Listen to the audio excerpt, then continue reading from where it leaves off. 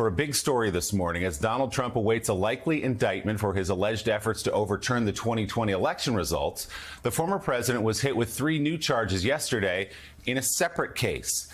In the Southern District of Florida, federal prosecutors added 2 new counts of obstruction and 1 of willfully retaining national defense information in the case centered around his mishandling of classified documents at Mar-a-Lago.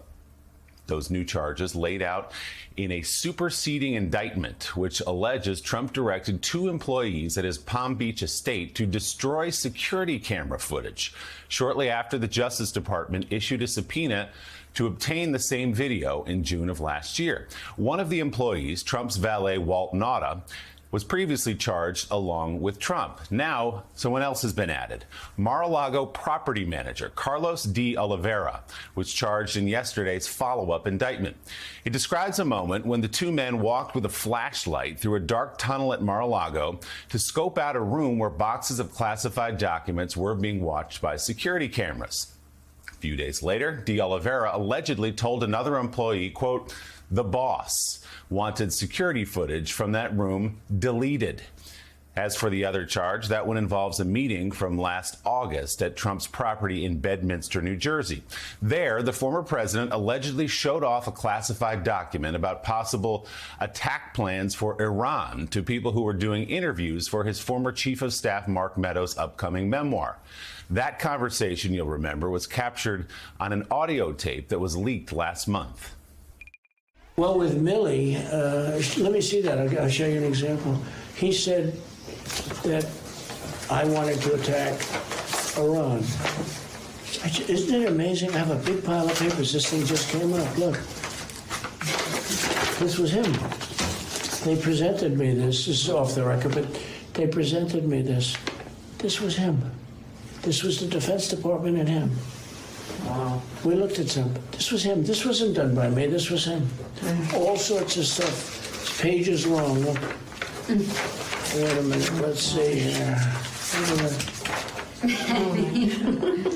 Yeah. I just found, isn't that amazing? This totally wins my case, you know.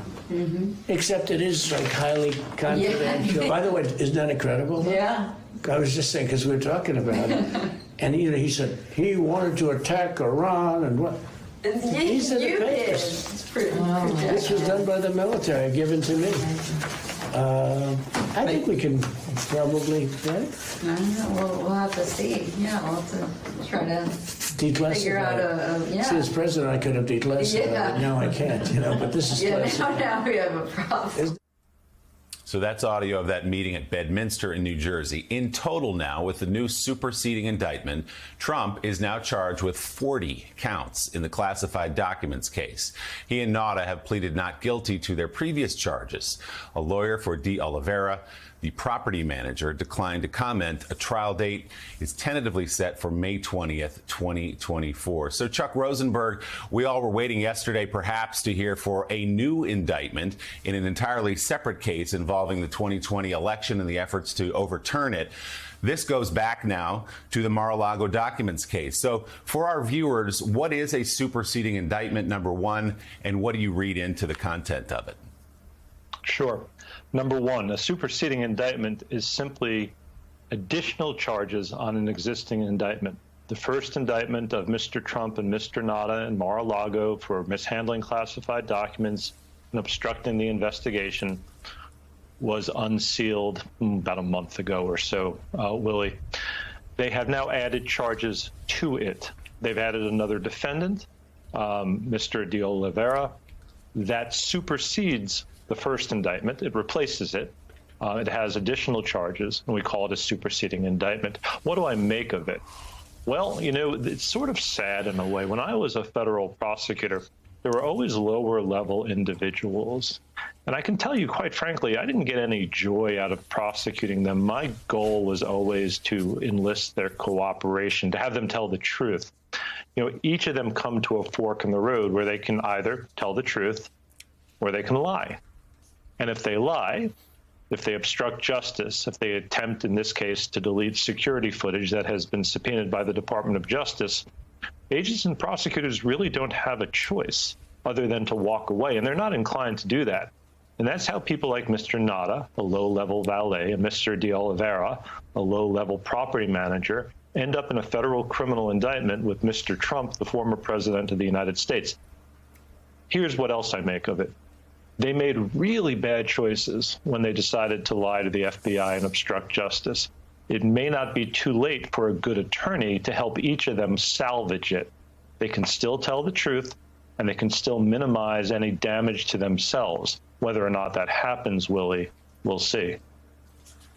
So, Ken Delaney, as you look through this new superseding indictment, a new character is introduced, as Chuck said. This is Mr. De Oliveira. He's 56 years old, the head of maintenance at Mar-a-Lago, a property manager effectively there, who was pulled into all of this by Donald Trump just last summer, June 22nd, 2022, when the DOJ emailed Trump's attorneys a draft subpoena. Donald Trump says, okay, now I know the FBI, DOJ is coming for whatever I have here, and perhaps for security footage, setting in motion this process by which ultimately De Oliveira tells the head of IT at Mar-a-Lago, the boss, in his words, wants this stuff deleted. You've looked through this indictment. What else do you see in there? Willie, let's just take a pause on what you just said. It's just extraordinary. These allegations rival anything that Richard Nixon was accused of. These are two additional counts of obstruction of justice, and this indictment reads like a mafia case. Here you have, and again, these are allegations, and the burden of proof here is high, and they don't have direct witnesses implicating Trump.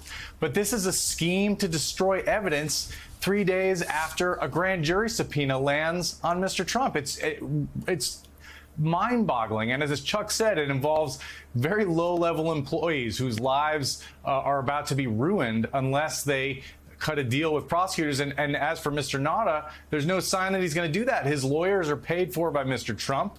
He's completely loyal. He's following Mr. Trump around.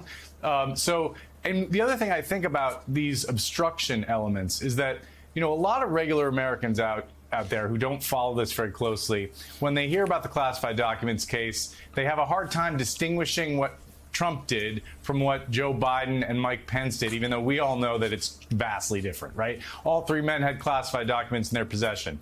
But nobody has trouble, I think, differentiating these incredible obstruction of justice charges. Everybody understands what it means to destroy evidence, particularly surveillance video evidence. Now, I have to point out that there's no allegation in this new superseding indictment that they actually attempted to destroy the tapes. Remember, we read in the New York Times about an episode where there was a flood and there was some concern that that was an attempt to destroy the footage. That's not in here.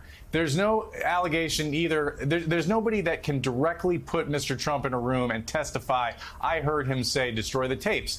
It's all hearsay. It's employee number 4 saying, I talked to Carlos De Oliveira, and that's what he said. So obviously what they would really like, as Chuck said, is for Mr. De Oliveira to come and testify and tell the truth about his conversations with Mr. Trump.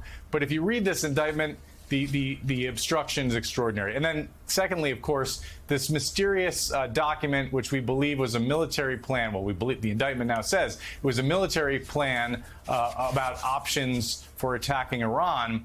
Donald Trump said it didn't exist, remember, after the original indictment. Now we know the government has had it since Trump turned over the first batch of documents to the National Archive in January 2022. And it's the subject of the tape you just played, and it's a devastating piece of evidence. So this superseding indictment, it seems to me, really strengthens this already very strong case. And, you know, we were all waiting around yesterday thinking that the January 6th indictment was coming. So we're only at the beginning, really the third inning, I think, of the federal legal troubles for former President Donald Trump.